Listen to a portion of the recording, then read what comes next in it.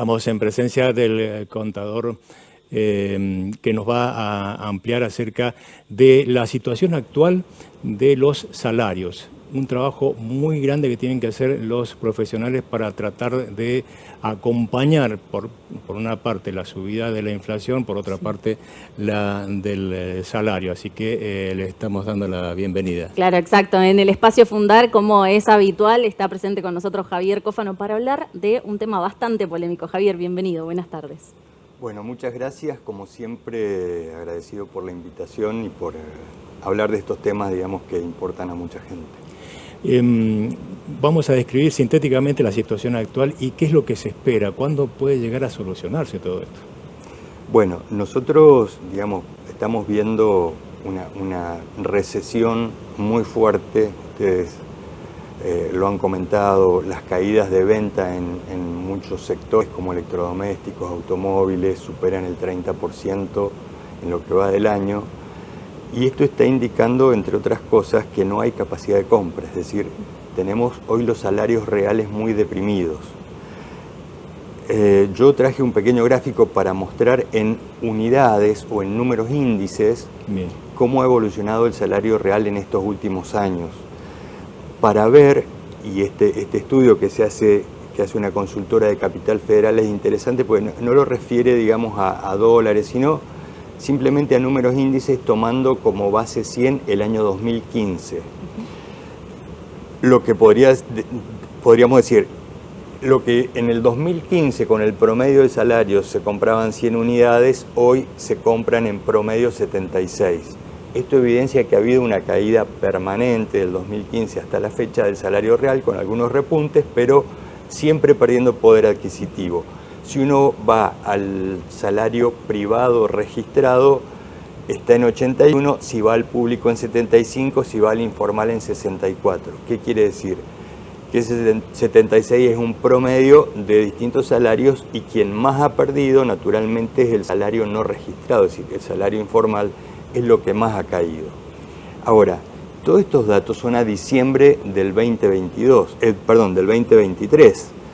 Fíjense ustedes que acumulada en los 3 primeros meses del 24 hemos tenido una inflación del 51%. Los aumentos de salario no han acompañado esa inflación, es decir que ha habido una nueva pérdida muy brusca y muy fuerte sobre salarios que ya estaban deprimidos. Entonces, eso que uno ve 76, hoy probablemente esté en 56, es decir, 20 puntos por debajo. Esto genera una situación bastante difícil porque en medio de esta recesión, que ha habido caídas del salario real, ahí el gráfico muestra que en el 2003 teníamos salarios similares a los de ahora. ¿Qué sucedía? Hubo una rápida recuperación del salario, pero hoy estamos en un proceso de estabilización donde hasta pareciera que es favorable que el salario no crezca y que permanezca la recesión a fin de el primer objetivo de este plan de gobierno, que es aplacar la inflación. Pero estamos en límites muy peligrosos. ¿Por qué? Porque hoy el promedio salarial en la Argentina está por debajo de los $500, 400 y pico mil pesos. Y la verdad que la canasta básica alimentaria para una familia de 4 integrantes está cerca de los 800.000 pesos. Es decir, un economista puede decir, bueno, el salario real cae, van a comprar menos cosas, estamos en recesión, va a favorecer el efecto de que bajen los precios, pero es lo que está sucediendo, digamos. Es efectivamente lo que está sucediendo, pero cuando una familia ya está en los límites de poder llevar una comida o 2 comidas todos los días a la mesa familiar.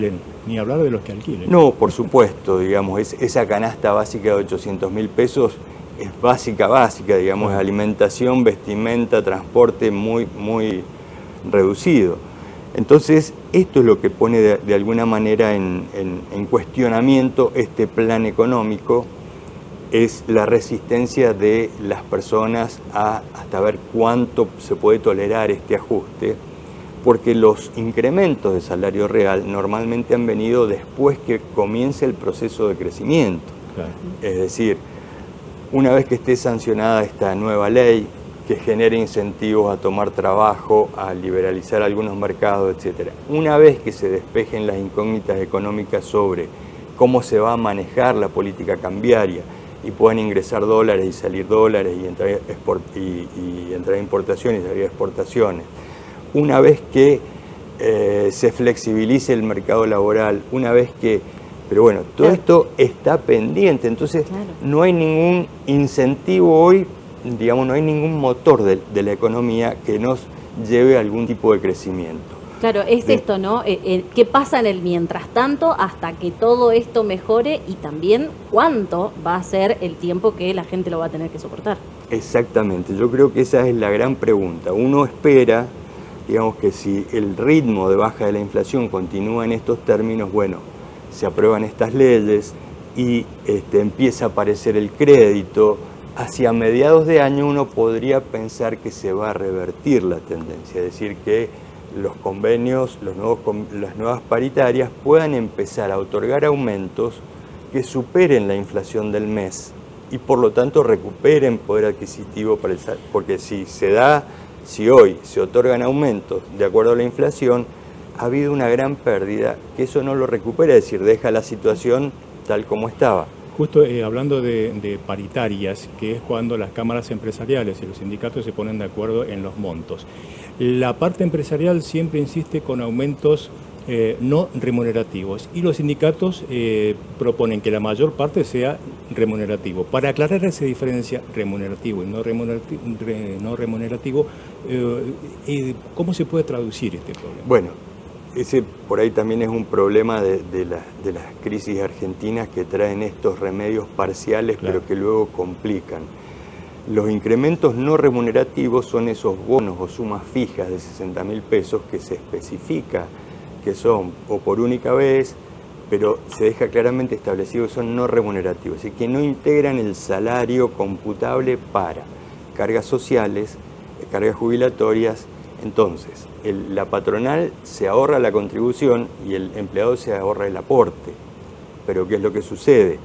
Esto no remunerativo va a repercutir luego en las jubilaciones, porque va a tener menos aportes o va a tener aportes sobre solo una parte del salario, va a repercutir en muchos rubros o ítems que tienen, digamos, están referidos al salario y que al tener una suma no remunerativa no agregan, es decir, antigüedad, productividad, es decir, esos ítems que se calculan como un porcentaje del salario.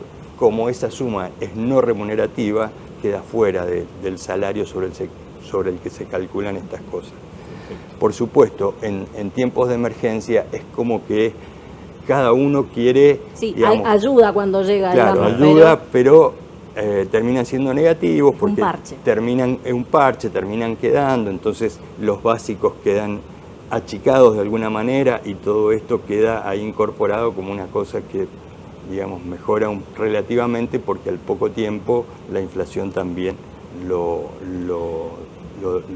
de alguna manera lo licuó y no ha generado ni aportes ni mejoras en los otros rubros. Seguiríamos hablando una semana, por supuesto, por este tema, pero será para la próxima. Te agradecemos mucho la presencia aquí en nuestros estudios. Los agradecidos somos nosotros y bueno, hasta la próxima. Gracias.